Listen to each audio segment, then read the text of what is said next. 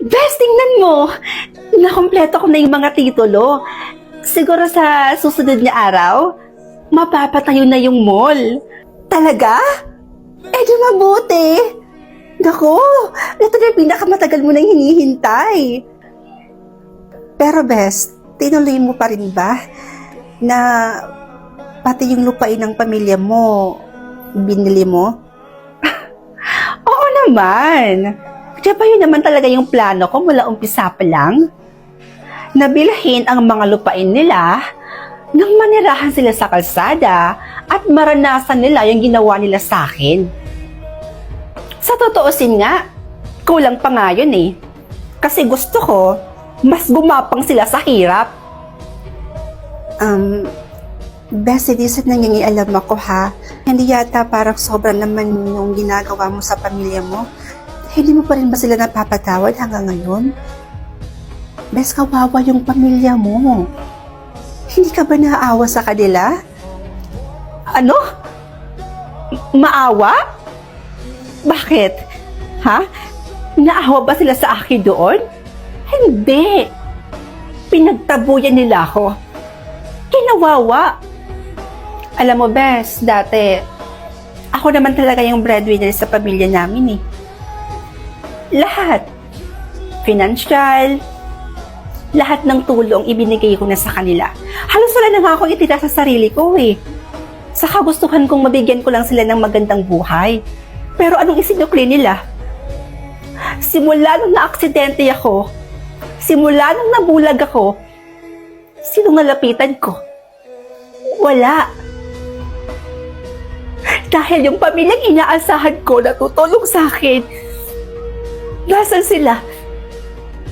Pinagtabuyan nila ako.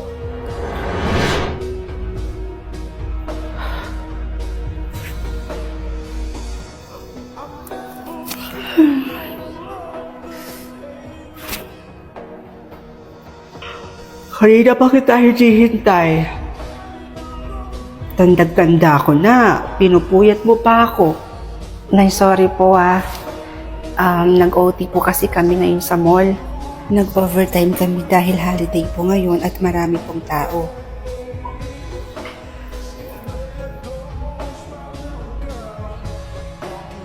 Sweldo mo ngayon, 'di ba? Okay na.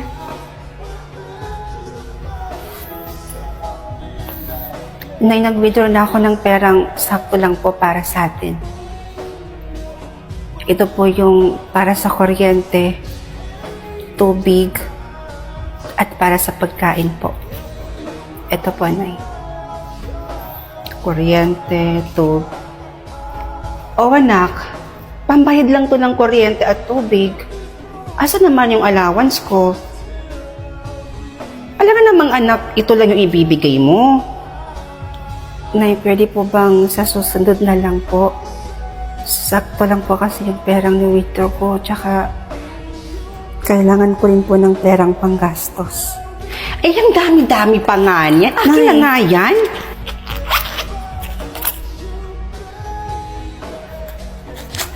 Ayan.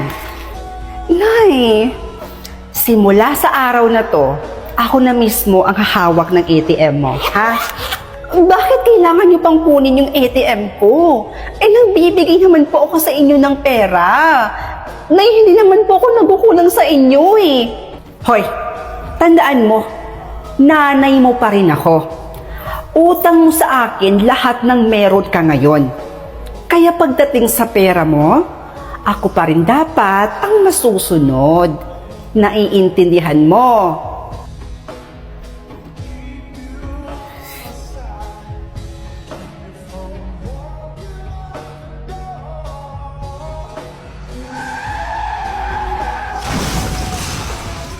Mrs., pasensya po pero tuluyan na pong nabulag ang anak ninyo dahil po sa malalang aksidente nangyari po sa anak ninyo. Nay? Nay, anong ulam natin? Aba, ang lakas naman yata ng loob mo maghanap ng ulam. Bakit? May ibinigay ka bang pera sa akin pambili ng ulam mo? Eh lahat nga ng ipon mo sa pagpapagamot mo lang napunta. Dahil sa katangahan mo. Alam mo kung hindi ka lang naman nagpakatanga at nagpakasagasa, eh di sana ang ganda ng buhay natin ngayon, kaya mag-ulam ka ng asin.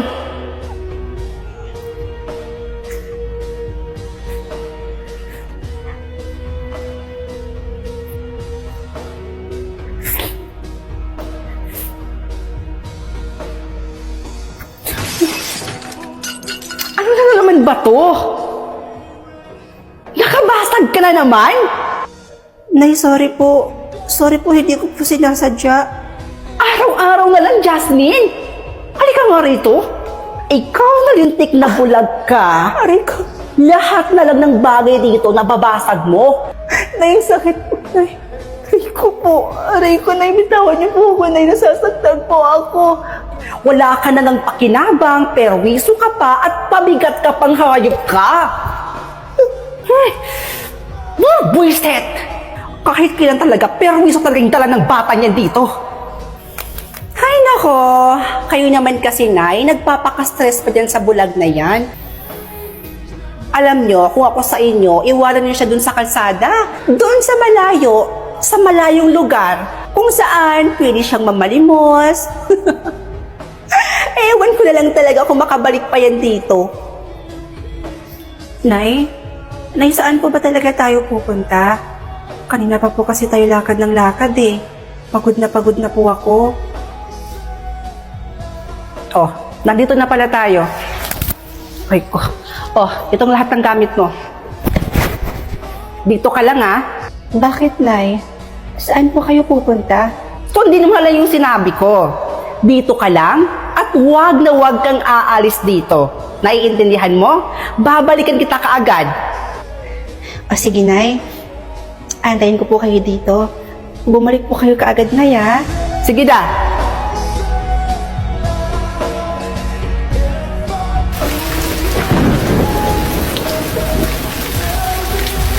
Nay? Nay! Nay, nasa na po ba kayo?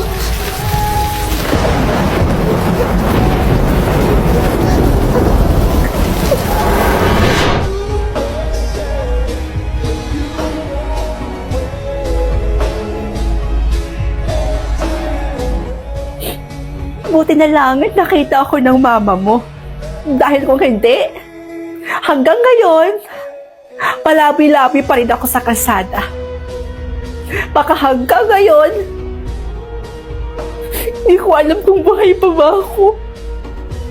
Tapos yung pamilya ko, habang wala ako, namumuhay sila ng payapa, masaya, habang ako nagdudusa. Kaya kung hinihilin mong patawarin ko sila, hindi ko yun gagawin. Mas gugustuhin ko pang manirahan na kulit sa kalsada or mas gugustuhin ko pang mabulag kaysa patawarin pa sila. Hindi ko yun sila mapapatawad kahit kailan.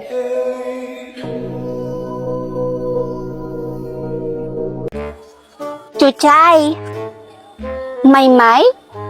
Bakit? Tara, bugtong-bugtong tayo? Sige ta! Bugtong-bugtong lang pala eh. Ang dali lang naman yan. Ay, ang yabang mo naman? O sige, tingnan natin kung masasagutan mo to. Bugtong-bugtong, nagtago si Pedro, nakalabas ang ulo. Yun na yun? Ang dali naman? Pako ang tamang sagot. Nakachamba ka lang. O, ako naman. Bugtong-bugtong, isang prinsesa nakaupo sa tasa. Edi kasoy, bleh. Siyempre, madali lang naman yan. O eto, mahirap na to. Hindi mo ito kayang sagutan. O, hinila ko ang tadyang, lumapad ang tiyan. Payong ang tamang sagot, Maymay. Mahirap daw. O, ito naman. May balbas pero walang mukha. Mais ang tamang sagot. O, ito naman. Isa ang pasukan, tatlo ang labasan. Kamiseta ang tamang sagot. Na na na na na. O, ako naman. Bugtong-bugtong. Isang hukbo ng sundalo, dikit-dikit ang ulo. E di wales. Na na na na na. Ito naman. Sagutan mo to. Alam ko naman hindi mo na ito kayang sagutan. Kaisa-isang plato, kita sa buong mundo. Hindi ko nasasagutin yan, Maymay. Naiinis na ako sa'yo. Pikon, pikon, pikon. Di wow sabaw, di wow sabaw, di wow sabaw, walang may pake. Hi guys! Kayo na lang ang sumagot. Ang makahula ng tamang sagot, bibigyan ko ng GCash. Ano? G ba kayo? Sagot na!